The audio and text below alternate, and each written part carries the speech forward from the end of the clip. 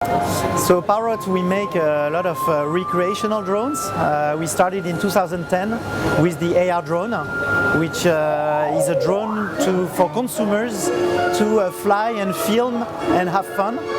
And so we are making drones as small as the one you will see in the back later on.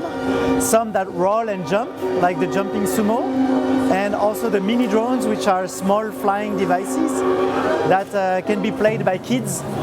And then we go all the way to bigger drones. So in between you will see the Bebop drone, which is a full HD flying camera that you can fly for about 15 minutes and make very stabilized full HD videos.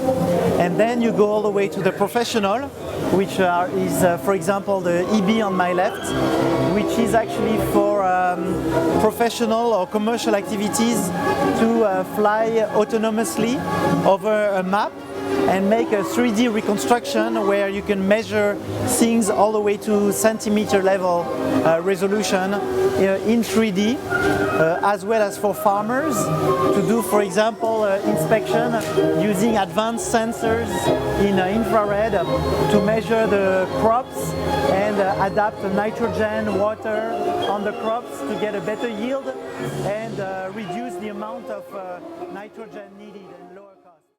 So we come from consumer electronics, and drones are between consumer electronics, aeronautics and military, if you want. So we go very fast because in consumer electronics we use the chipsets that come from the smartphone industry.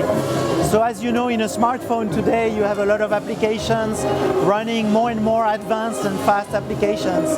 So we are able to use these processors together with sensors to make completely autonomous drones that fly very easily, and the pilots don't have to do much and you get very nice videos out of it.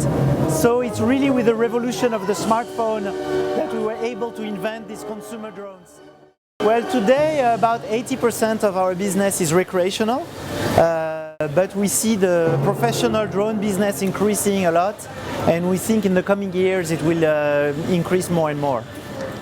Well, I think in this part of the booth where we demo all our professional applications, there are a lot of people very intrigued because a lot of them come from bigger airplanes, bigger drones, and they see these very light drones like this one, which is 700 grams, which you can launch very easily and flies very easily and very cheap as well. So it's a really revolution in this drone business, because suddenly you can have access to a bunch of new applications which you can launch much more easily than before. So drones are really entering a mass market now. I would say they give access to a faster way of doing things. For example, if you look at surveyors, you know, before they would have to come with LiDAR and laser and measure things by hand. So it would, if they have to measure a building, it would take them a whole day maybe. With this, they do a 15-20 minutes flight. They do everything in software afterwards, and they get everything that they can measure on a PC then afterwards. So I think it's an evolution also because you do things faster and you can document things better. So for example, if you want to follow the construction of a building, you will be able to do every day a flight at the end of a construction day and have the evolution of the construction for several weeks on a day-to-day basis, store that on the cloud and have a complete digital database of your construction. So I think it's a whole new set of possibilities that is offered, you know, by combining drones, internet, cloud, software, all together in one discipline, I would say.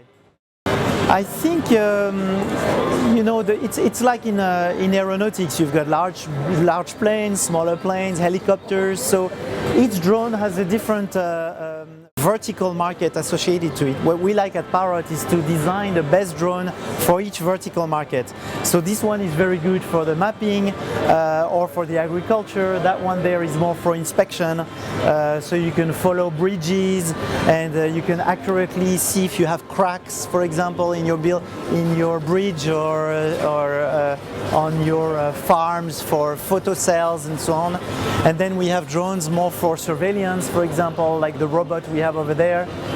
So each vertical is addressed by a different machine, a different set of software.